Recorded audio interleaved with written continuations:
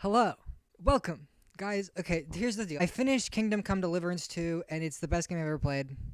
And I want that to not be true. I want it to be a different game, right? I want the best game I ever played to be like an indie gem that takes 3 hours to play but it changes your life forever, or like some sort of lost beautiful game from 1997 that you can't even emulate anymore. I don't know. It's Kingdom Come Deliverance. It's Kingdom Come Deliverance 2. It was so beautiful top to bottom. So we're just going to talk about my experience with KCD2, and you will notice it's my experience. So you might notice that I'm going to be talking quite a lot about Hans and Henry's romance dynamic. I'm not really going to be talking about the other romances because I'm a little bit, I don't know if you can tell, but I'm a little bit invested in this one. So we're going to talk about that a lot. And also all the choices I make are the choices I'll talk about. But basically, whatever, whatever. Let's just get into it because this is a really long slideshow. Okay, so I know this is the lowest res image on the planet, but this is a 127 slideshow. If I went to the effort of finding a high quality image for every single one, I would be a lot better at making YouTube videos, and I'm not. So this is what we have. So this is just a little recap on KCD1. This is Henry of Skalitz. Henry of Skalitz, he is the main character. He's just a chill guy. He's a blacksmith in the village in 1400 Bohemia. But wait, the war. King Sigismund of Hungary is invading Bohemia. His half-brother Wenceslas is the current king of Bohemia, and Sigismund has kidnapped him and is trying to take over. So Henry's village is burnt down by Sigismund's men, so he really hates Sigismund. This is Radzig Kobyla. Wait, I have to do the laser pointer. He is the Lord of Skalitz, which is the village that Henry lived in, and he is also Henry's birth father. What? But Henry was a bastard. He was raised by the blacksmith and a woman. And that's that. Henry spends the whole of KCD1 trying to get revenge on the people who burnt down his village and basically failing. He doesn't do any of that by the end of the game. It ends with Henry and Hans. This is Hans Capon of Perkstein. I kind of like him a lot. He's his like enemies to best friends, or are they more moment. Hans's personality traits are being a diva and a loser. I've been in my Hans era lately. I've been really appreciating him because I too mess up everything and then blame it on other people. I think he's representation for people like me. So I like him a lot. This hat is getting warm. It's getting warm. So it ends with Henry and Hans riding off into the sunset because they have a message to deliver for someone who might be an ally to Wenceslas's men. They ride away, and Hans says, "Adentes fortuna juvat," which means fortune favors the brave. So presumably that's where KCD2 is going to start, right? Wrong. It starts with this guy. I remember this guy from KCD1 for being the priest who gets really drunk with you, and the next morning he's too drunk to sermonize, so Henry has to do it for him. That's all I know about this guy, but apparently he matters. Father Godwin is at war in a fortress. He's defending the fortress. They're getting sieged. It's looking really, really bad. Hans is there. Hans gets shot with an arrow. I started a counter here for what I call Hans Fortuna non juvat, which is a little proverb that I like to say. Fortune does not favor Hans, and we're just going to keep a counter of all the bad things that happen to Hans throughout the game because I think it's funny. Probably an equal amount of bad things happen to Henry and to other characters, but it's just a lot funnier when they happen to Hans. I don't know. We flash back several weeks earlier, and now we are back where KCD1 ended. Hans is yelling, "Adentes fortuna juvat." He's having a fun time. We're all silly and we're fun, and things seem good, okay? They are on their way to Trotsky Castle. On their way, they meet this guy. He is the captain of the guard at Trotsky Castle, and once he recognizes Hans as actually not lying about who he is, he's like, okay, it's really hard to get into Trotsky right now. Things are not good in the region. There are a lot of bandits around, so be really, really careful of that. Hans is like, okay, I hear that. Let's make camp in a giant open area where anyone could see us and attack us at any moment. They make camp at the edge of a lake. Hans and Henry are taking a bath in the lake. Hans hears distant singing, and it sounds like women singing, and he puts his finger in the air and says, "Females!" It's really bad. Hans and Henry are kind of like sneaking up to spy on the women at the lake. Ew! Ew, Hans! But don't worry, so they get to these women. Notice lady in the blue dress, she may become important. I can't say, she might though. They're just doing laundry, they're singing, and then suddenly, things are bad. There's attacks happening right now. Bandits are attacking. They are just completely demolishing the rest of the party that came with them. And Hans and Henry can do nothing because they are naked in the lake. They're just watching their friends die. It's really, really quite bad. While they're watching this, they see this guy take the letter that they were supposed to deliver, and you recognize him as Ishvan Toth, who was a character in the first game. Now, I kept trying to take screenshots during this scene, and they just kept corrupting, so I guess God didn't want me to do that, so I decided to draw Ishvan Toth, and you'll see him for real later, but this is my artist rendition of him. I think I did pretty good. Ishvan Toth is in the top 2 people Henry wants to kill from the events of the first game. The most important thing about him is, number 1, he's evil and gay. He has an evil gay lover named Eric with a K. Eric with a K? Okay. The other important thing about him is this sword. You might notice this sword. This is the sword that Henry basically is like driven to get more than anything in the world. What he wants is to get that sword back. It's the last sword that his father forged as a blacksmith. It's a sword that he was supposed to deliver to his birth father, Radzig Kobyla, and he wants to get it back from Ishvan Toth more than anything. So that's Ishvan's whole deal. They see Ishvan among the bandits. The women are running away, and they grab the girl in the blue dress, and Henry stands up. Hans is like, what the fuck are you doing? But Henry stands up and is like, hey, get away from her. And when he does that, I think the leader, it's pretty clear that this guy's the leader of the bandits. He comes up and he says, hey, we don't do that. And this guy's like, I do what I want. So he hits him over the head. Attack. Attack. We do not. And this is, what I think is funny is that this scene demonstrates that this random bandit guy has more respect for women than Hans Capon. She gets away, all is good, apparently. And then Henry and Hans also run away. And they run through the forest, and things are really, really bad. Henry falls off a cliff and gets, like, crazy injured, barely survives the whole thing. That's how they justify your stats being reset to basically where they were in the first game, because Henry got demolished off of this cliff. Hans finally manages to drag Henry to this random woman's home and is like, please, please, please help us. I'm a lord. I'll pay you back. Just help us. We're dying. So she treats Henry.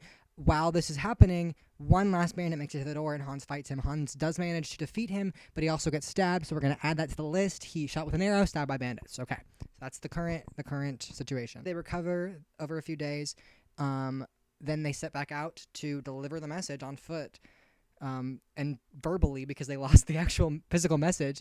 Henry's like, do you want to turn back? And Hans is like, no, I need to prove that I can do this. I will never be taken seriously. I will never be given control over my own land unless I do this, you know? So they decided to continue with their mission. We have this really cute moment where the woman who is helping them gives Henry some coin, and Henry is about to give it back to her, and Hans grabs him and is like, no, thank you so much. We'll take that. They make it to the gates of Trotsky, and Hans is like, hey, I'm Lord Hans Capon, and the guards are like, no, you're a guy covered in shit, because they throw shit on him. You're just some sort of beggar and commoner, and we're gonna throw shit on you to make you leave because we don't want you around. Hans freaks the fuck out. He's flailing like a Muppet. It's awesome the way he moves in this scene. Shot by an arrow, stabbed by bandits, covered in shit. This is kind of like a Partridge in the Pear Tree situation. Have you ever heard the Ratlin Bog? It's a little bit like that. Hans is freaking out like, do you even know who I am? If his dad wasn't dead, he would be saying, do you know who my father is? Like, that's where his vibe is. This guy who, okay, I'm going to call him Fuckwit because I don't want to Google his name. Fuckwit shows up, and he's like, hey, I'm in control right now because von Berghoff, who's in charge of Trotsky Castle, is away, and I'm not supposed to let any shit-covered losers in. And Hans is like, hey, we know the captain of the guard. We talked to him. If you just bring him here, then he will vouch that we are who we say we are. And he's like, sorry, the captain of the guard got attacked by bandits and is currently on his deathbed and probably won't make it many more days than this. So I'm not going to bring him out here for all that because he's not lucid at all. You guys need to go right now. And so they go. They go down to Troskowitz, which is the closest village, and they're at a tavern drinking, just trying to figure out what the hell to do next. And Hans is being such an asshole. Like, they don't have enough money to pay for the food that they're eating, so Henry has to help at the tavern, like, doing tasks. And Henry's like, hey, Hans, can you help me with this? And Hans is like, I'm a lord, so no, I can't help with that. I'm a lord, and lords don't do labor. I'm sorry. He's so annoying that eventually other people at the tavern start attacking, and you get into a tavern brawl, and then you guys end up in the stocks together. So we'll add that to the list. Put in the stocks, covered in shit, stabbed by bandits, shot by an arrow, shot through the heart, and you're to blame. You give all the bad names. So they're in the stocks, and Hans is like, Henry, this is all your fault. And Henry's like, I'm sorry, how could this possibly be my fault? And Hans is like, if you hadn't had to play the hero and save a damsel in distress, then we might have been able to do better than Hans. They get into a massive fight here in the stocks, and then Hans leaves and is like, fuck you, I'm going to figure it out on my own. I'll find my own way into Trotsky Castle. I don't give a shit what you do in the meantime. And now you're here. Now you're stuck here in in the region. You're here in Traskowitz at the tavern, and after talking to some people for a little bit, you find out that there's going to be a wedding in Sameen. The son of the Lord of Sameen is getting married, and it's a really big deal. And so von Berghoff should be coming all the way from Trotsky Castle to Sameen. And maybe if you go to the wedding, you can talk to him about what happened, and you can get yourselves into Trotsky Castle and finally deliver the message. What I did is I helped out the blacksmith, and the blacksmith gets you into the wedding. I love that you can actually do blacksmithing as like a side hustle in this game. Just like it gives you that connection to Henry's past in a way that I really appreciate. We get into the wedding at Sameen, and it's awesome. Can we bring back backyard weddings? Because it's so fun. It's such a fun sequence. You get super drunk, but they keep putting off the wedding, and you keep doing more stuff around because for some reason von Berghoff isn't showing up. And so they're like, this is weird. Eventually they just do the wedding. They just get married without von Berghoff. And so von Berghoff never showed up. So all of that, everything you do was kind of pointless. And Henry's really, really annoyed. After the wedding is finished, he's like, I'm going to go congratulate the couple and then leave. He goes and tries to find the couple, and all he finds is the bride, and she's crying. And Henry's like, hey, what's wrong? And she's like, he just left. Lord Sameen's son just left the moment after we got married. He doesn't care about this at all. It's a political thing for him. He doesn't care about me, and he's so distracted. I don't know what he's doing, but he just keeps leaving. And Henry's like, no, you're fine. Hey, it's gonna be okay. He's probably loves you. He loves you so much. No, he loves you so much. And then this random guy walks in, and he sees Henry comforting a woman, and he's like, oh my God, you slut. You horn dog. Can you not be trying to get to the woman the moment she's married? And he starts beating Henry up. He throws him out on the ground and is kicking him. And then someone punches him in the face. Who was that? That is Hans Capon. That is Hans Capon's arm. You guys get into this massive wedding fight together. And then Fuckwit shows up. He's actually been at the wedding the whole time. But Fuckwit is like, hey, no more fighting. You guys are pissing me off. You guys keep doing some bullshit and pissing me off. And so you guys get put into jail. Before we get to prison, we have another Godwin moment. Remember Godwin? Godwin is back home, and he is like blackout drunk, naked, barely functional, like not a human man. And while he is like fumbling around this drunken mess, who comes in but Radzig and Hanish. So Radzig, remember, is Henry's. I have to use a laser pointer. Radzig is Henry's birth father, the Lord of Skalitz. Hanish is Hans's uncle, I think. He's his steward. He's in control of the land that Hans is supposed to be the lord of until he like comes of age. Even though Hans is clearly an adult, it's just that he's like having his lands held hostage. They show up and they're like, hey, Godwin, we sent Hans and Henry out weeks ago, and they have not come back. They should definitely have come back by now. Something is seriously wrong. So we need you to go figure out what happened, what's going on in that region. And so Godwin agrees, and he's like, fine. I don't know why they go to Godwin. I know that so Godwin is like the son of a lord. He fought in a war, and then he was really bad at lord stuff, so he got sent to become a parish priest. I just feel like there had to be someone else in the region who could have done this than old-ass Godwin. But you know what? I love Godwin. I grew to love him. Anyways, they're in prison. I know you can't tell because it's the darkest image ever. It kind of just looks like a black rectangle. This is them in prison, okay? This is Henry, and this is Hans.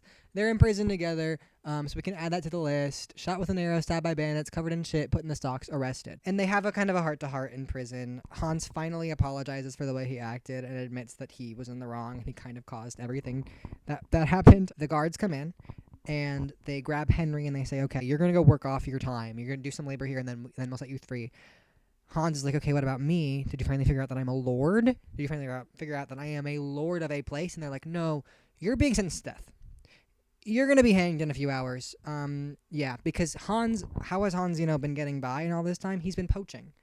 And he's like, it's not poaching because I'm a lord. But they're like, no, you're a poacher. You're a poacher, and poaching is a capital crime. So you are going to die. You're going to die today. This is truly the most stressful quest ever experienced in my life. Even though I knew Hans was going to survive because we get a flash forward, I was still freaking out the whole time because they tell you basically in 12 hours he's going to die. So you're hearing the clock go off in the background the whole time while you're doing tasks around, and you have to do everything in time to save him. What Henry ends up doing is he figures out that the captain they met originally, the one who saw them with the message, is here, and he's very sick and kind of feverish and delirious, but if Henry treats him, then he can get him to testify that he is in fact Henry of Skalitz, and Hans is who he says he is. Straight up, he's like running up to the gallows as they're about to hang Hans, and Fuckwit is there. Fuckwit. is there. He's the one doing the execution, and he's like, I don't care. I'm going to kill this guy no matter what because I kind of want to. Hans is about to be killed when who comes in but von Berghoff. This is von Berghoff, guys, the guy we've been trying to find the entire time. He rides in, and he's like, what is going on? And Henry's like, that's the Lord. They're trying to kill the Lord. And Fuckwit's like, nuh-uh. And von Berghoff's like, just let me deal with this later. He falls off his horse. He's gravely injured. He's been attacked by bandits, okay? So that was what was keeping him away from the wedding. Hans is released, and he's fine, kind of a little bit. Fuckwit does not apologize. Fuckwit is like, how was I supposed to know? They talk things through with von Berghoff, and they're like, hey, we want you to be an ally to our side. We want you to support us against King Sigismund.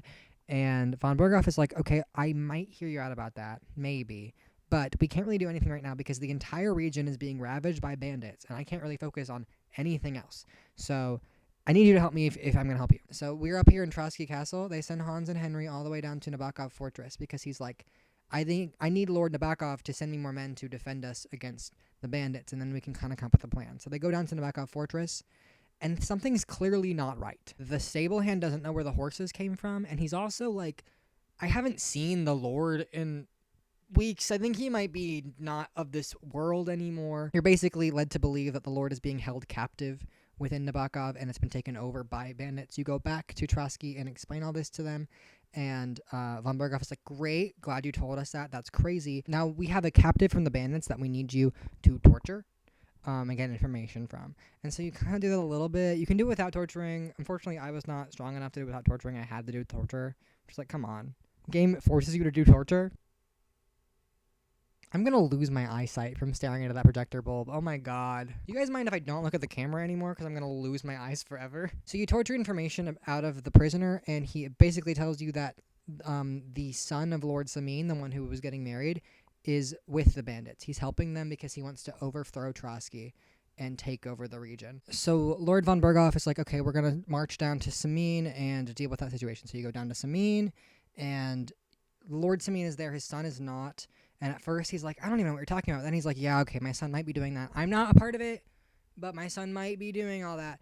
And the captain of Trotsky's guard, mind you, von Berghoff has not come with them. It's just the captain of the guard and a small section of men. And the captain of the guard is like, okay, we're going to burn your castle down. And Henry's like, wait. First of all, Samin is not even here. His son is not even here. Second of all, don't they deserve a trial? Like, shouldn't we like talk to them first? And he's like, no, we're going to burn down your whole place. He's like, there are innocent people here. No, we're going to burn down your whole place. So Henry joins with Lord Samin and kills the captain and everyone else in the unit. And Henry's like, fuck, shit, fuck. Okay. The thing is, he and Hans agree that Lord von Berghoff was probably planning to burn Samin down the whole time, so they can't just not burn it down, right?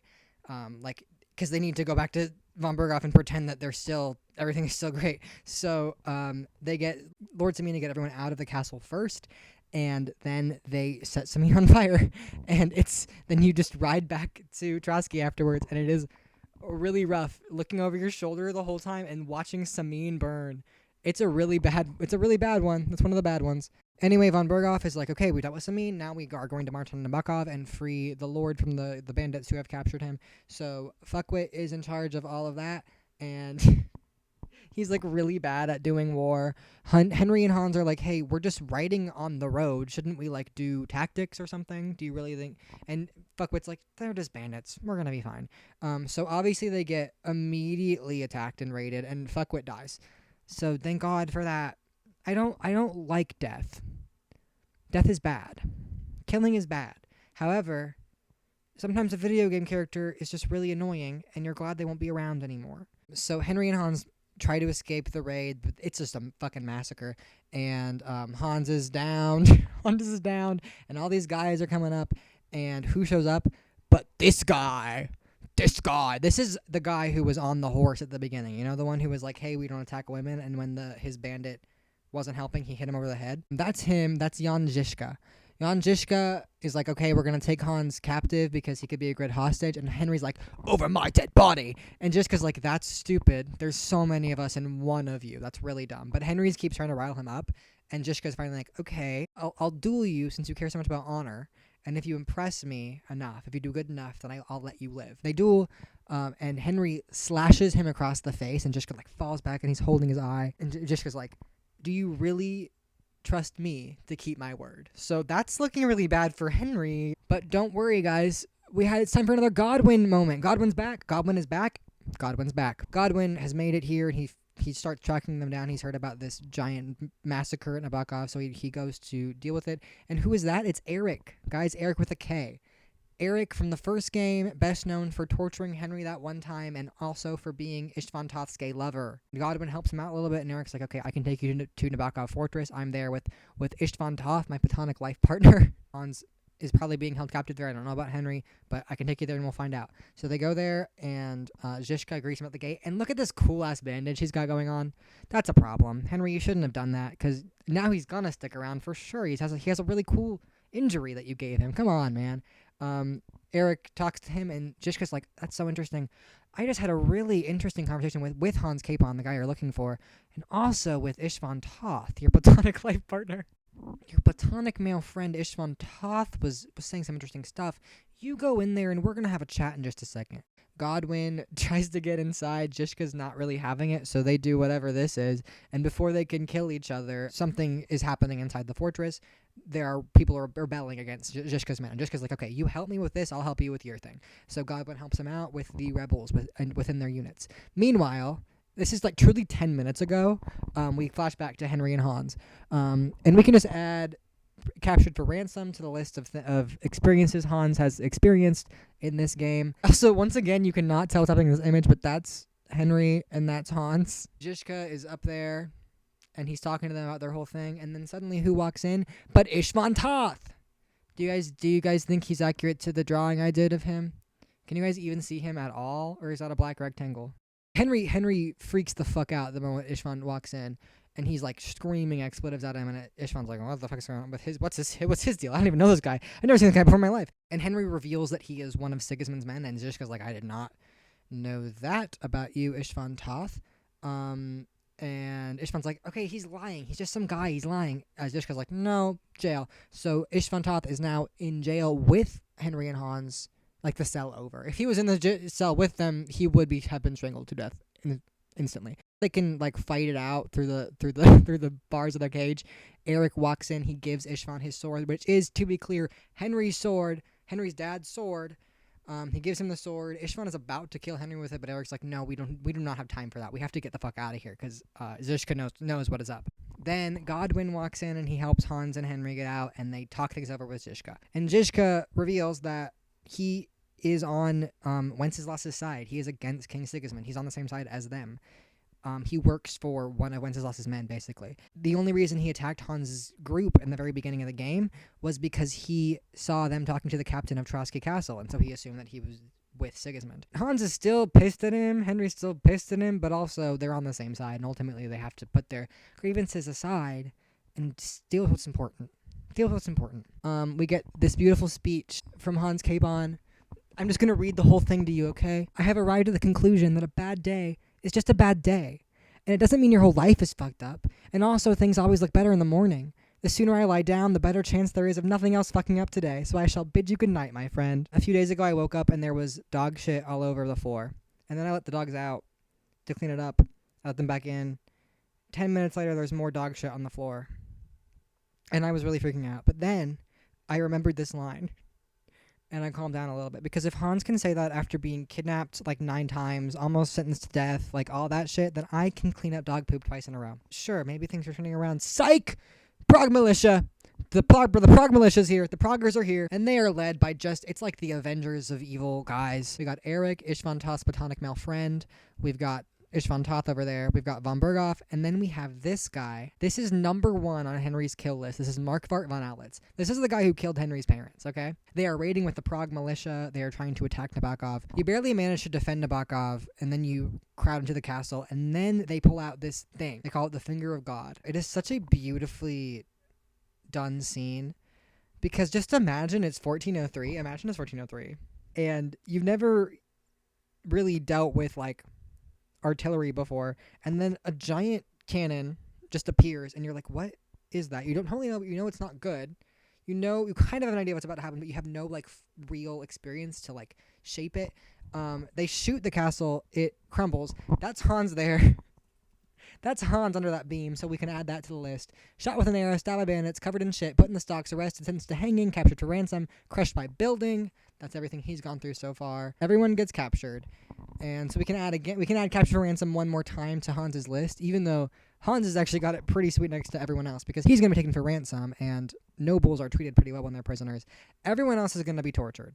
And they are. You get to see them tortured a little bit. Not totally. You don't have to see the whole thing, but you kind of get to see them get a little bit tortured. It's really quite bad. Zhishka is like barely alive after, but he doesn't let anything go. Henry doesn't let anything slip, at least when you're like me.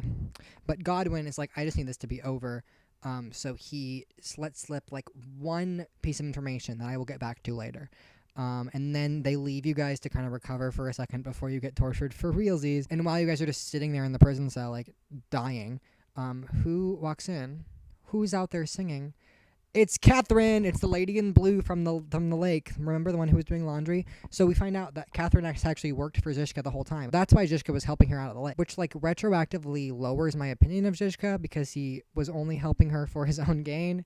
But like it also makes more sense for his character. He is a very mercenary man. I should have mentioned this earlier. When you were doing For Whom the Bell Tolls, where Hans is about to be hanged and you're doing a bunch of stuff around the castle, she's there in Trotsky Castle. Henry tries to talk to her and be like, hey, you're the one from the lake. And she's like, I've never been to a lake. I've never seen a body of water before.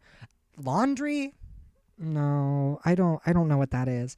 So Henry kind of knew something was up with her, but now he knows why. She was a spy. And now she's breaking you out. She cuts you free, and Zhishka is incapacitated on account of all the torture. Godwin is doing not so good also, so Henry goes by himself to kind of find a way for them to sneak out. There's tunnels.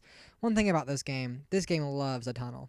You're gonna get used to some secret tunnels. There's gonna be some secret tunnels. Henry has to find the keys and stuff so that they can get themselves through the tunnels. While he's sneaking around, he witnesses Ishvan Toth and Eric have a moment.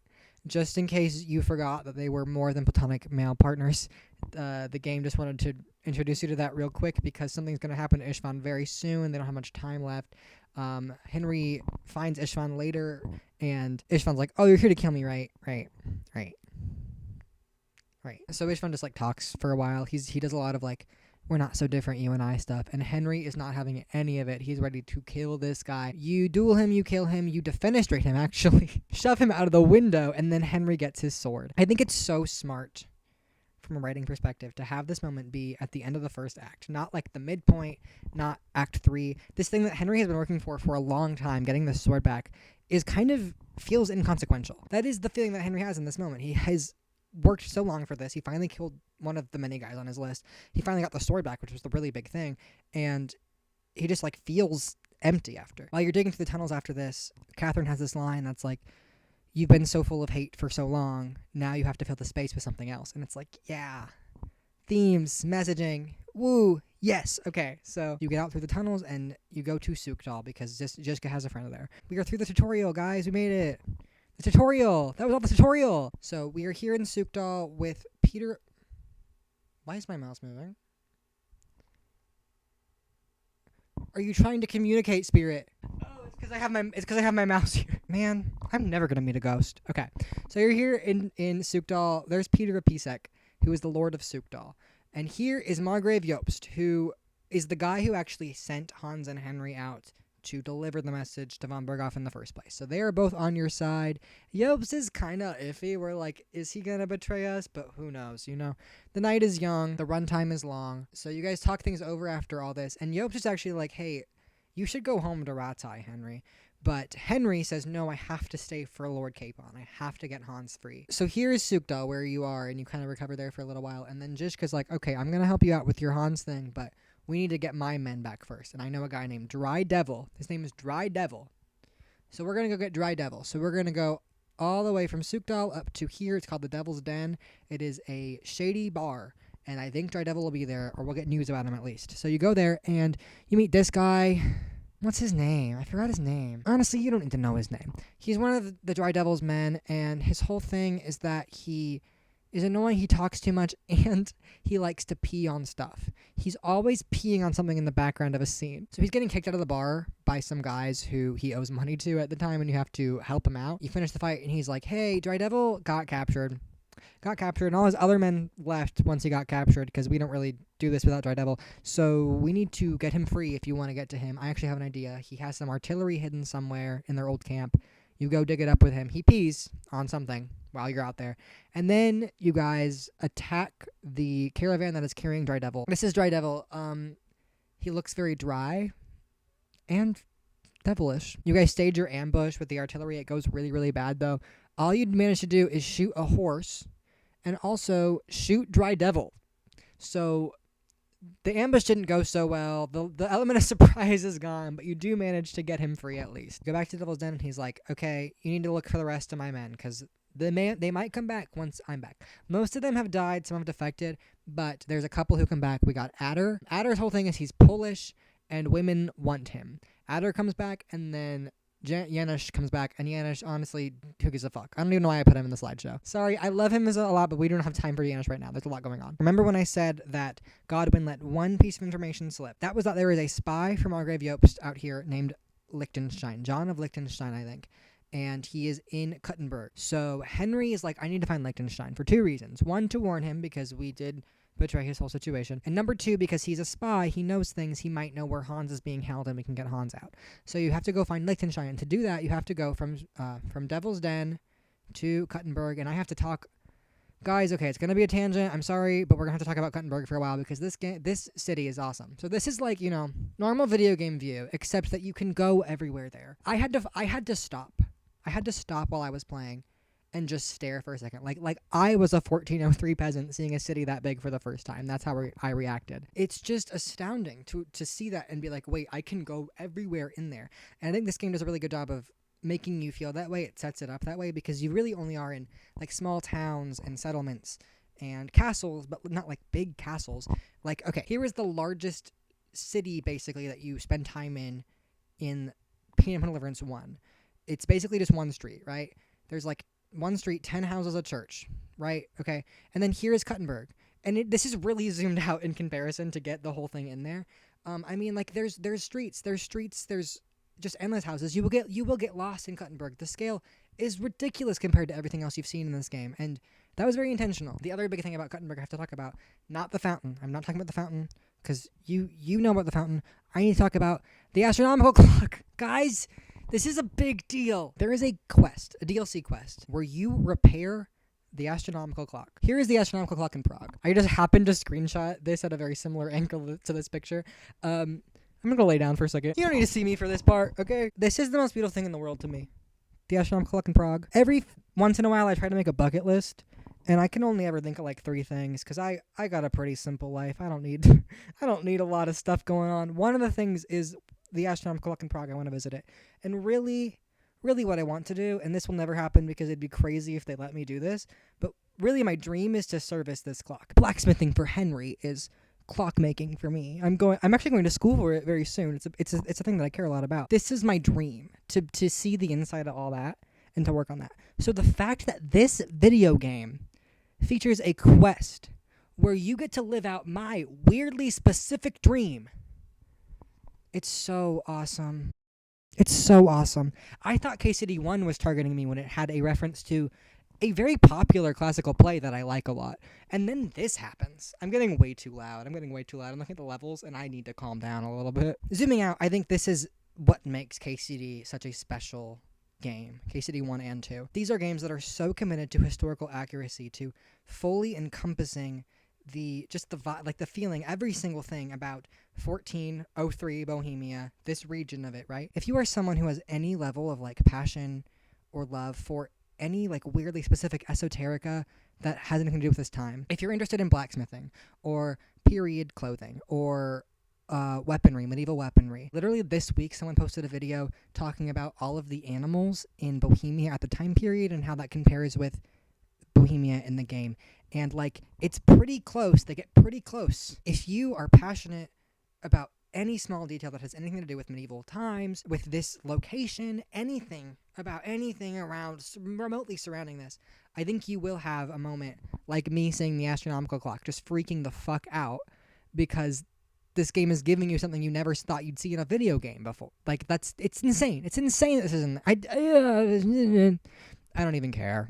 We have to move on. We're getting back to Liechtenstein, okay? Someone eventually tips you off that Samuel, who lives in the Jewish quarter, might be helping Liechtenstein out. So you go to talk to Sam, and the first thing Sam says to you is, what is a goy doing here? And one of the dialogue options for Henry is, I know what a goy is.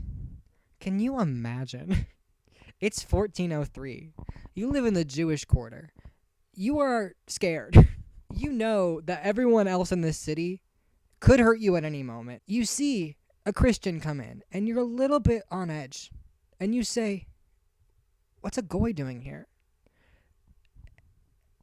And they say, I know what a goy is. Don't piss me off, Henry.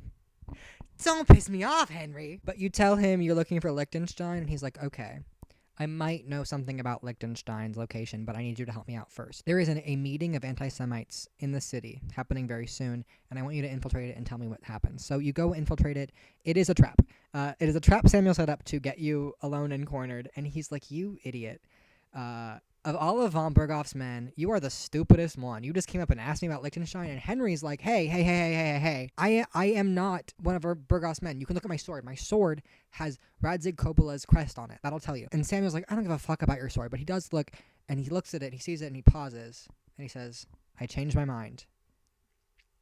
So something's up there. And he takes you to see Liechtenstein. This is Liechtenstein. Look at him. Look at him go. He's like, yeah, I think I know where he's being held, and I think I know who can help you with that. So you go from the Jewish quarter to here. This is Ruthard Palace. The Ruthards lived in Malashov Fortress, and then it was taken over by von Berghoff. Presumably Hans is being held in Malashov, and if anyone knows how to get into Malashov, it is the Ruthards. So you go there to talk to the Ruthards, and when you get there, things are clearly bad. This is Ruthard, and this is the Mint Master for King Sigismund, and the Mint Master is like, sell me your silver. The Mint Master's like, I want to buy your silver mines, and Ruthard's like, LOL, no. Things are starting to get really heated, and the Master's men are like starting to get a little bit swordsy with it. And then Rosa Ruthard, who is Lord Ruthard's daughter, comes out with a crossbow, and she's like, hey, I'm gonna shoot you, and she shoots him. You got there just in time to help them with this fight. The Master gets away and stuff, and Ruthard is like, okay, I will help you out if you help me out with this thing. This keeps happening to Henry, but this time it's gonna end a little bit better. I need blackmail on the Mint Master so that he will stop trying to buy my silver mine. Go get blackmail from me. So you do that, you come back, and he's like, great, thank you. Rosa tells you about these secret tunnels under Malashov. Remember? Really interesting. Secret tunnels? Really? Secret tunnels? That's so interesting. Secret tunnels under Malashov. You do this, like, crazy puzzle. It's like, look through the window of the ruins, and you will find the cross, and go west from the cross. It's like this whole thing. And you find the entrance to the tunnels, and you sneak inside. You spy on this moment between the Council of Evil, all these guys you hate so bad. So we got Markvart von Owlitz, we got von Berghoff, we got Eric with a K, and we got this dog. This dog keeps bothering Eric through the whole conversation, and he's just like, get. And then a messenger comes in, and the messenger's like, hey, so, the prisoners got away, the ones who were torturing at the palace, at the castle, and also, they kind of super killed Ishvan Toth. He's dead. And Eric has a meltdown. He totally freaks out. He kills the dog, in case you were wondering if you were supposed to sympathize with Eric. I actually think it's a really well-acted, beautifully acted scene. Like, you can, it's visceral. It's visceral. Every cutscene in this game is really beautiful because they did motion capture, not just with the bodies, but with the faces. And so it's just so expressive, and everything is very well directed. It's very evocative. And he is freaking out and yelling, like, I'm gonna kill Henry! I'm gonna kill Henry! I'm gonna tear his dick off. And Henry is listening to this from, like, down the hall. Like, that seems not very good. But you manage to sneak around them, and you get inside the fortress. Henry meets this random guy, and Henry's like, stay quiet or I'll slit your throat. Crazy. Someone steps out of the shadows, and he's like, Henry? And it's Hans, and you get to reunite, and it's so beautiful. Look at you hugging. So you're like, okay, we're going to get out through the tunnels. Hans is like, no. Wait. Back up. Tunnels? No, we're not doing tunnels. Hans is cripplingly claustrophobic. He says he's always been claustrophobic, but ever since the building collapsed on top of him, he cannot do tight spaces. And he will actually go, like, feral insane if you take him back to the tunnels. Now, you can actually knock out Hans and carry him out through the tunnels. I didn't do it that way, but I did think about it after. It probably would have been easier than what I did. But we managed to get out the traditional way. And, oh, by the way, this guy who you held at knife point is Brabant. I'm sorry to the French community. His personality is being French and being an asshole. He's another lord who's being captured by Sigismund, so he is on your side. You break him out alongside Hans. You guys get out, you get on horses, and once you're out there, who meets you on the road but our guys? We got Radzig, we got Hanish, we got Godwin even. Even Godwin is here. And they're like, okay, Hans, I'm so glad you're out of prison. That's so awesome. We need you to come with us right now. There's going to be a big meeting of all of Wenceslas's supporters. We're going to talk about how to get Sigismund out of our land. Henry, meanwhile, you're going to be at Sigismund's meeting because the king, King Sigismund, is here right now. And so you're going to snoop on that meeting. And if there's any important information, you're going to bring it back to us at our meeting. So Henry goes undercover at the meeting as a waiter, and you kind of play like Dine and Dash for 20 minutes where you're listening to what they're saying, but you're also pouring wine for them, and you have a choice between two wines and all that stuff. In the middle of the meeting, King Sigismund comes in, and he looks like the Burger King. They say multiple times throughout the game that he is ginger. They call him a ginger fox because he's like cunning or whatever. For some reason, I didn't process until I saw him. He also, the beautiful curls, wasn't expecting that. Like, it's just not what I was picturing. He's like freaking out and yelling at everyone else, and then Henry comes and pours his wine, and he pats him on the shoulder and says, hey, you have nothing to worry about. Guess who else comes with Sigismund? That's right, it is Markvart von Aulitz. It really plays into what makes Henry stand out among the people he's with, which is that he is nobody. He's not a lord. He doesn't matter. Because he is standing in a room with the man who he wants to kill more than anyone in the world. The man who destroyed his life, right? Killed his parents. And that guy doesn't recognize him at all. He has no idea who that is. Henry is nothing to him. But while this is happening, he does actually get the information. He learns two things. Number one, they're about to attack the Jewish quarter because they know Liechtenstein has been being harbored there. They're like, we're going to raid. We're just going to find an excuse to do it, and we're going to kill everyone. We're going to kill everyone there. And number two, they know about the meeting of Wenceslas's supporters, and von Berghoff is headed there now to attack them. So Henry freaks out. Okay, so now we're going to hard cut to a Godwin moment. It's a Godwin moment, certified Godwin moment. And we're playing as Godwin there at the meeting that is about to be raided, right? Godwin does a lot to organize supporters. There are only two things that I think really matter. Number one is you talk to Samuel. He's there with the rabbi of Kuttenberg. And you talk to Samuel about Henry a little bit. And you bring up his father, the father who raised him, his stepfather, Martin. And Samuel is like, yeah, that's my dad. That's my birth father. He never met him before in his life because basically, Samuel's mother was not just Jewish, but the daughter of a rabbi. So she was not going to marry a Christian man. She gets pregnant, and the rabbi just whisks her away and is like, we're not letting you get involved with that Martin guy. So Martin eventually gives up on fighting her, goes to settle down in Skalitz, falls in love with Henry's mom, marries her even though she's with child for another man or whatever. I love a bastard, like I say. I love that Samuel hates Henry's dad so much. We get nothing but good things. We hear nothing but good things about Martin, and really he didn't do anything wrong. The game makes it pretty clear that he had no choice but to it, but he didn't even know Samuel existed. But I just love getting another perspective on that character. But really, the awesomest thing about this is they are not blood related in any way. They also were not raised together in any way. Samuel has no relationship with Martin. He only knows his name. And yet they are brothers. It's like Ship of Theseus style. Somehow they are brothers. That is one of the most interesting relationships I can imagine two people ever having, especially because Henry has already lost his family, basically. I mean, he has Radzig, but Radzig will never be a real father to him. And then there's this person who shows up who is kind of family, but kind of not. He's not going to be blessed with your twin. It's your long lost twin, right? That's not going to happen for him. But he finds something. And I love that a lot. I love that. The other thing that happens with Godwin is, while they're making negotiations with how to support Wenceslas's army, Hanish gives Hans's hand in marriage to the daughter of another lord. And so Hans is engaged now, and Hans reacts like he's been shot. It's slow-mo once he hears it, because he gets told this when it's announced to everyone else. Slow-mo, the music swells. He spends the rest of the night staring dramatically out a window, and then he gets really drunk, and he starts bothering the rabbi about it, and he's like, why do I have to get married? And the rabbi is like, this is not a religious problem. I don't know why you're talking to me about it. Because of how dramatically he reacts, I'm adding it to the list of things that happened to him, so we're just gonna go through this real quick. Shot with an arrow, stabbed by bandits, covered in shit, put in the stocks, arrested, sentenced to hanging, captured for ransom, crushed by building, captured for ransom again, engaged against his will. And that's basically the whole list. So he's suffered enough. We're going to be okay now.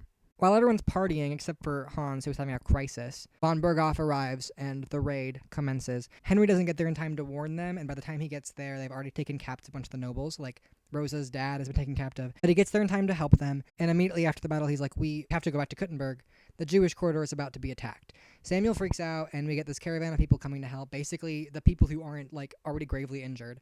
So we've got Samuel, we've got Liechtenstein, and we've got Kupienka, who was the guy who pisses on things. I forgot his name earlier. Get in this caravan back to Kuttenberg, and Henry and Samuel actually get to talk for a second. Like, Samuel tells him, hey, Martin was my dad, kind of, and your dad, kind of. While you talk this through, the game wants you to fast forward so bad. Kubienka keeps cutting in every 5 seconds, being like, hey, shouldn't we go a little bit faster? And it gives you, like, a fast travel notification. Like, God forbid I want to talk to Samuel. We're in a cart. I'm not affecting the speed of our travel at all if I talk to Sam. Like, oh my God. So you get to Kuttenberg and you go from outside through the tunnels, because there's tunnels. Of course, there's tunnels. At least this time it kind of makes sense that there's tunnels, to be honest. You go through the tunnels into the Jewish quarter, and you get there, and the raid has already started. And it's really bad. But you do manage to save Samuel's mom. You manage to get there in time to save some other people, and also to just, like, in time to ferry people out through the tunnels. It's a really brutal scene. Like, it hits a lot harder than anything else in this game so far, even though there have been really emotional moments, because every loss, you do understand in the back of your mind that you are soldiers, right?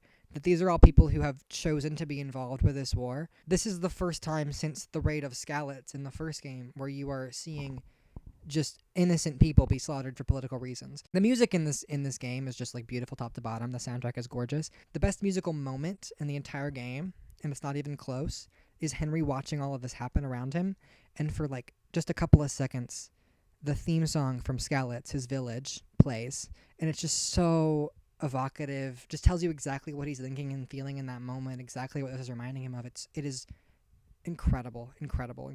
So you get everyone into the synagogue that you can, and then you go through the tunnels, and Samuel has to burn down the synagogue to keep them from being from following you, and it is really, really, really brutal. Like, I'm actually, like, kind of gonna cry. But you do get people out, and you get to talk to Sam's mom for a second afterwards and kind of hear about her side of the story with what happened with Martin. And then after that, the dust is settled. You go back from Kuttenberg to the Devil's Den to talk things through with Zizka, and you get a little bit of downtime while at the Devil's Den. You can go on a hunting trip with Hans, and it goes badly, but it is, like, such a needed break after everything. And then after that, you talk to Zizka about what we're gonna do next, and he says, okay, we're definitely going to raid Malashov. We need that castle back.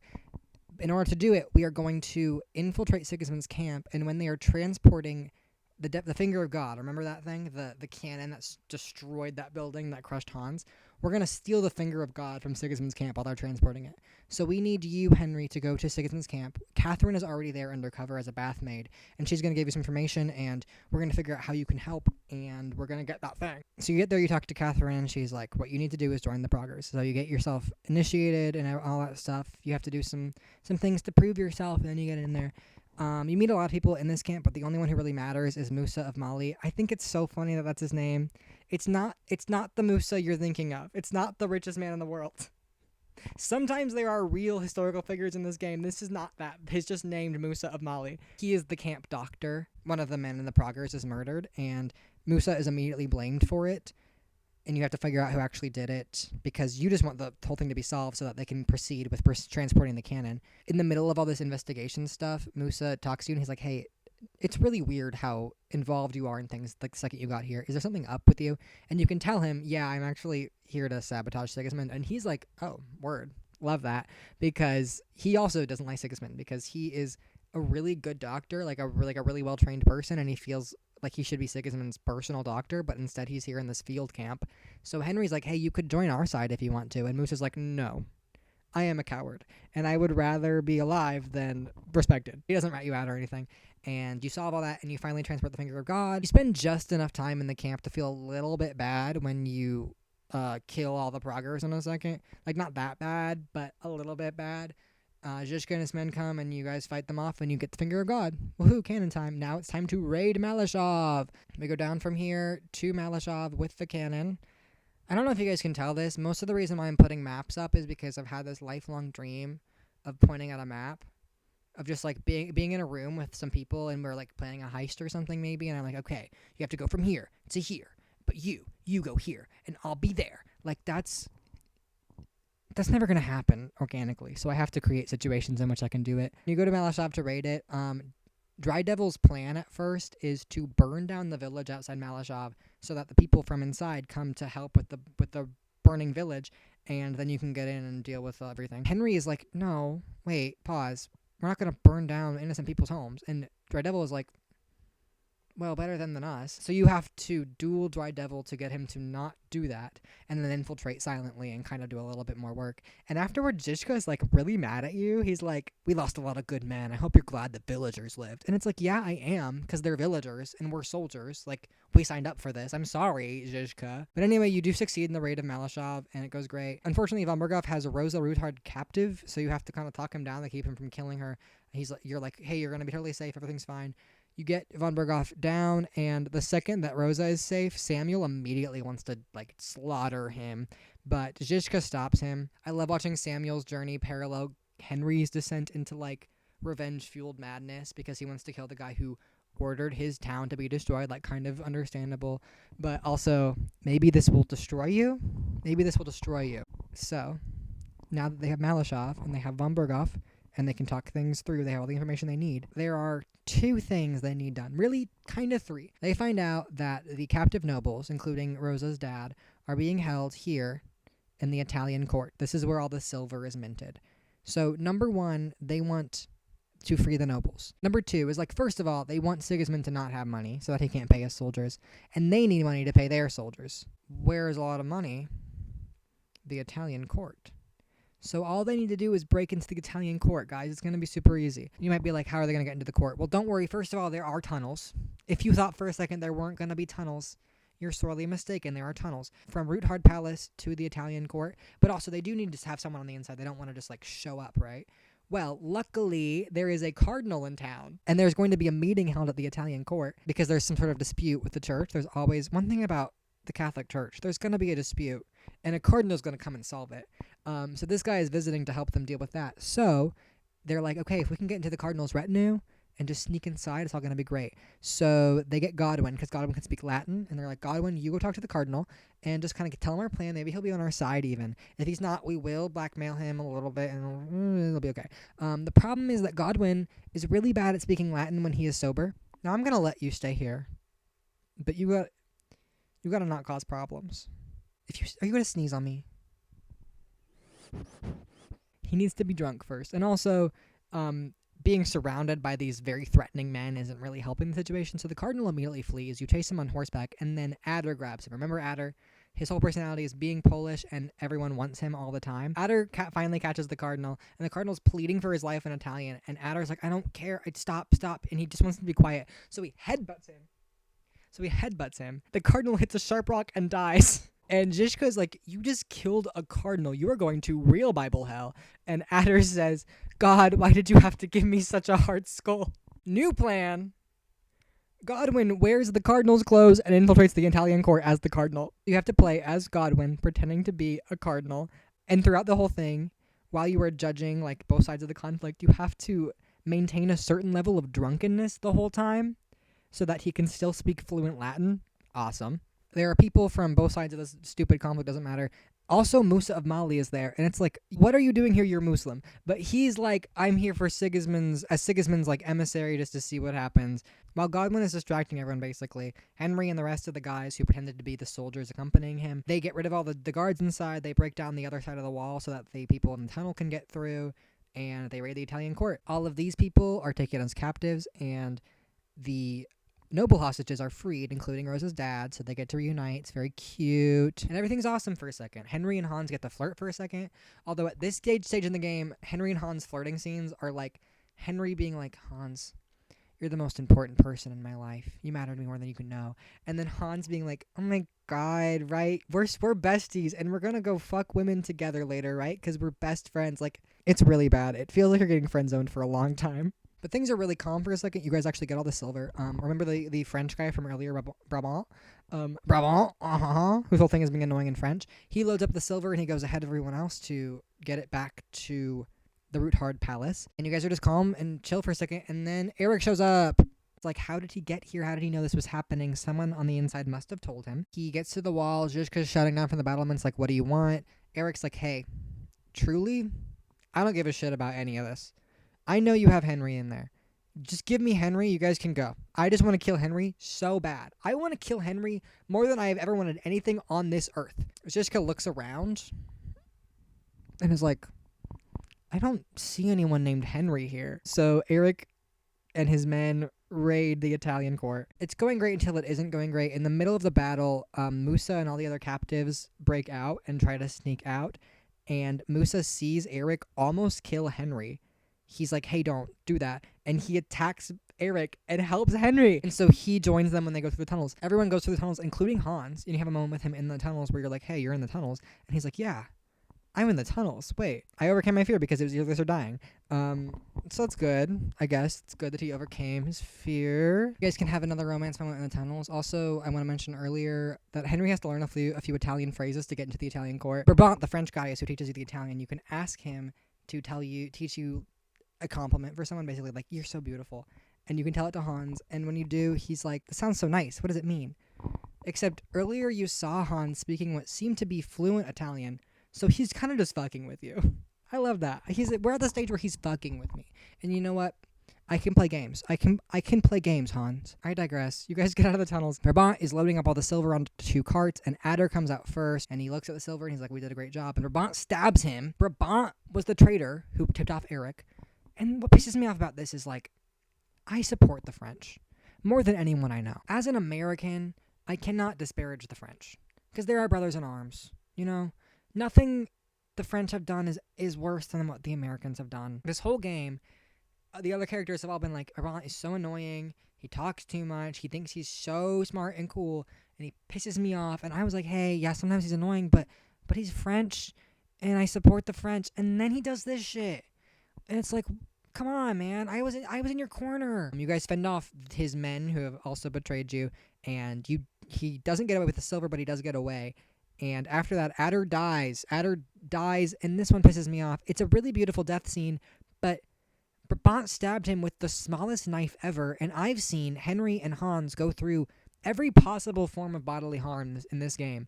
And you're telling me that Adder died from like a pen knife. You guys take the silver from Kuttenberg all the way back to Sukdal, where all this began. Everyone's really freaking out because you'll notice Sukdal was very close to Sigismund's camp. And they can defend themselves against Eric there for sure, but if Sigismund's whole army shows up, that's going to be a little bit trickier. But the next morning, Sigismund's camp is breaking down. Sigismund is retreating. So the main reason for his retreat... Oh, cat grabbing my hand. I can't right now. Sorry, I can't hold hands. So the main reason for his retreat is that there is someone else threatening the throne back in Hungary, where he is supposed to be the king. And he is ruining his position there by staying here in Bohemia, trying to get Bohemia. Another big part of it is that you guys stole all the silver and he can't pay his soldiers anymore. So he's like, fuck it. Fuck Bohemia. This place sucks. He leaves. So you guys are good, right? Like, maybe things are finally okay. All of the nobles who were held captive leave, including the Rutards. We get a great goodbye with Rosa, who was one of my favorite characters in the game. I loved her a lot. She has actually like a weirdly similar thing to Hans, where she is trying so hard to be taken seriously. For her, it's because she's a woman, right? And so her father refuses to like give her full agency as a person. It was a little bit awkward when you kissed me, Rosa, but it's fine. We go away. And you know what? Shoot your shot, girl. They leave and everything's fine for a second. Everyone's calmed down and is talking and chilling. And psych, look who that is. It's Markvart von Alitz. It's him and the Proggers, and they are marching on Sukdal. Alitz is like, hey, look, here's the deal. The Proggers need to get paid, and you guys have the money to pay them. You stole it from Sigismund. You kidnapped von Berghoff. We have every right to attack you right now, so give us the silver, and maybe we will negotiate. Peter Apisek, remember him? He's the Lord of Sukdal. He's like, first of all, that silver is not yours. That silver belongs to the people of Bohemia, and Sigismund is not the Bohemian king. He went back to Hungary, so... we'll be keeping that. As for von Berghoff, you know, he's our guest right now, and we are negotiating with him. We are in talks. So you leave, we'll talk things through with von Berghoff, and everything will be fine. This other guy rides up next to Markvart, and it's von Berghoff. He broke out. Basically, everyone got like really drunk and was partying after Sigismund's camp left, and he used that as an excuse to get out of there. Oof, that's really rough for us, guys. That's really rough. And then before Peter Apisek can even start trying to talk things through, Dry Devil pulls up with a crossbow and he shoots Markvart von Owlitz. So yeah, they're attacking us now. This is the start of the Siege of Sukdal. And you have a few of these moments where you're patrolling the castle, you're defending the castle, you're helping your position a little bit, but it is really brutal because it goes on for so long. Day 25 is when you get a quest called Hunger and Despair in between all of these, attacks, where Henry and Hans are sitting there starving. And Henry is just looking for anything to eat, like anywhere. So you have a dog character in the whole game who is awesome. His name is Mutt. I haven't brought him up because he's not really plot relevant, but I love Mutt. And at this point in the game, you are so hungry that you can choose to kill and eat Mutt. There's this mass burial scene where Godwin gives a speech at the burial. And this is something I think about a lot, is when a piece of art is too dour and emotional and it just weighs on you too much, it stops making you feel anything at all because it's just nonstop tragedy. In order for those dark moments to really have an impact, you have to have these moments of levity. And KCD does a really good job of, it is mostly a funny game. And I don't know if I've gotten that across just by telling you all the events, but almost every cutscene made me laugh at one point. And because of that, these darker moments hit really hard versus I can imagine these exact events, getting so hungry you can choose to kill your dog, having this mass burial of all these people who have died over the last 25 days. I can imagine that being over the top completely, just way too emotional, way too melodramatic. But KCD stays very grounded and human. The characters react in very human ways to their situations, and the way that they react is often through humor. And it makes it feel so much more realistic when you get to balance those two tones. You gotta make us laugh before you make us cry, That's at the end of the day. All that said, things are very not Fergalicious at the moment. Everyone kind of meets up to talk about what to do next, and they decide that the only thing they can do is send out another messenger. They tried to do this before. They're trying to send someone out to get to Margrave Jobst, and get them to send more men back. The problem is, the last time this happened, the guy got killed instantly. It's basically a suicide mission, and their position is way worse now. It's not looking good. Samuel immediately volunteers because Samuel's my family's out there, and they're probably also starving right now. I really need to go help them with their thing. I can't stay here forever. So Samuel's I'm getting out of here. And Henry is okay, I'm not going to let you go alone. I will go with you. So Henry and Sam are being sent on a suicide mission. And that's a great way to set up the next scene, which is the best scene in the entire game. It's the one where Hans and Henry make out. It's really good because you sit down with Hans, and both of you know that you're probably not gonna survive the night, right? It's 1403, so he doesn't really have words for what he's about to say. So he says, "A French minstrel once told me a tale of two knights, Lancelot and Galehot," and he tells you the story of Lancelot and Galehot. And the way he tells it ends with Lancelot being captured and killed, and Galehot dies of grief. And then he says, "If anything happens to you, ... why can't I save you for once?" And it's so beautiful. And here's the thing, I know many people who are madly in love with each other, and I love getting to witness their love. But I don't know anyone who would do that. I don't know anyone who's out here we're just like Lancelot and Galehot. And that's why I think romance is dead and gone and buried, because no one's doing this anymore. We have to bring back 1403 indirect confessions. And I say all that, but actually, now that I think about it, every lesbian I know is doing that. It's just with the wrong person. So shout out to all the lesbians out there who are deep in the trenches with your Lancelot/Galehot. I hope that you get better. I hope things work out for you too. Henry's hey, I'm gonna be okay. I'm gonna come back. I'm gonna get reinforcements. He gets up to leave. Hans grabs him, kisses him. Henry pushes him away. Hans is "Oh, I'm sorry. Henry goes to the door, locks the door, grabs Hans, and they make out, sloppy style. It pans from them naked in bed to two crossed swords. Brilliant artistic direction. I want to meet everyone involved and shake their hands. High art. Anyways, the fun is over and we have to get back to the suicide mission. Sam and Henry leave, and Godwin blesses Henry and then blesses Sam, and Sam says, he's laughing as he says, I'm Jewish, and Godwin says, "It works on Jewish people too." And this is what I mean about the tone of these characters laughing, sharing this stupid little joke together in what might be the last moment they ever spend together. It's just so good. They climb down the wall, and by the time Henry gets to the bottom, Sam is already gone. So Henry has to figure out what happened to Sam. He infiltrates the camp. He gets into this barn where Brabant is holding Sam hostage. Sorry. So I kill Brabant. I kill that Frenchman because he has betrayed me for the last time. Sam is really bad. And he's like, I'm sorry I went ahead. I needed to get revenge. I wanted to kill Vumbergoff. I wanted to get rid of these people who would hurt my people. And I thought you would stop me from doing it. And Henry's like, hey, it's fine. We're going to get out of here. Sam's like, no, you have to leave me here. I'm just going to be dead weight. You can't take me with you. Obviously, I pick him up and take him with me. The fact that this is a choice pisses me off. The fact there are people out there who leave Sam to die in a barn. No. Henry picks up Sam, he finds a horse, he rides away to get reinforcements. What reinforcements come? I don't know. But now it's time for last rites again. Remember that cutscene from the beginning of the game? We play through that whole thing again.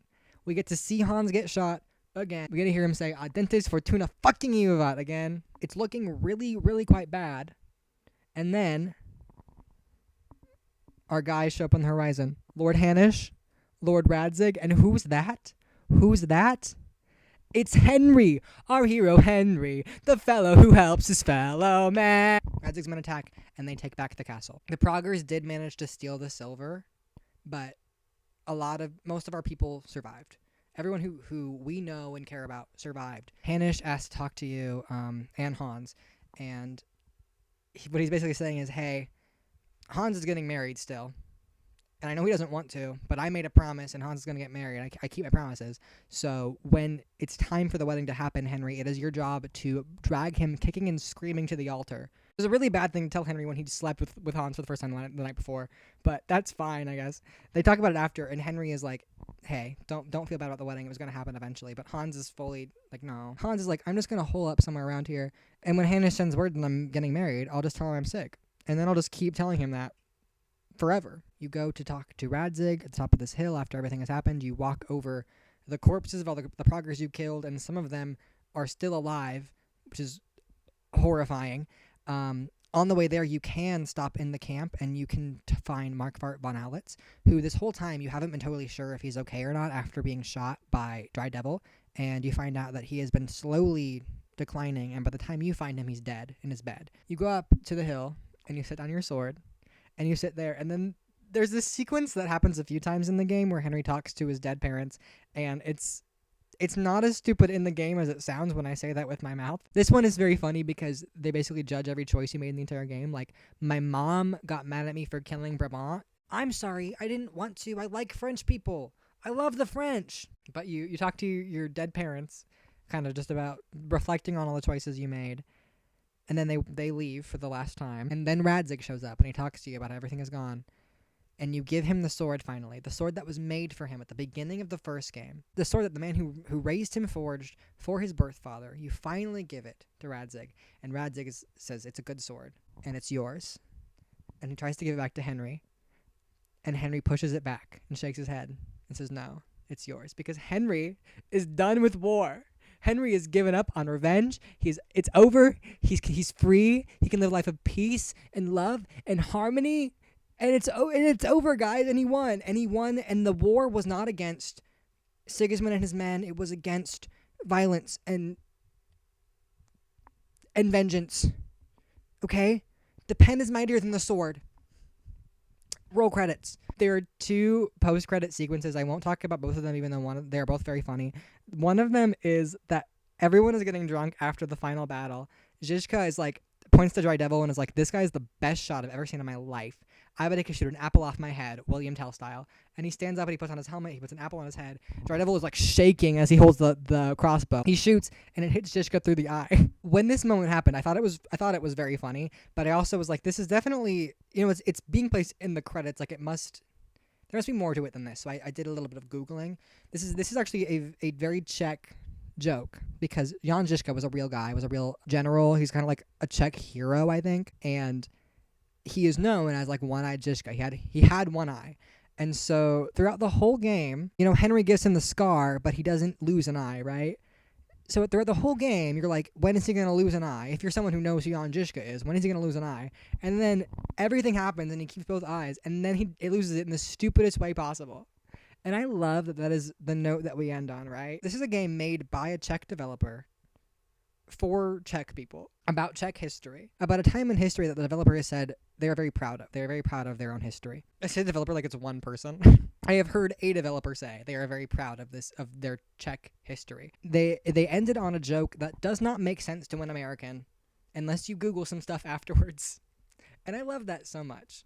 I love very specific art. I think it is the best kind. We did it. All 127 slides. I didn't think I'd ever see the day. This truly was our Kingdom Come Deliverance 2.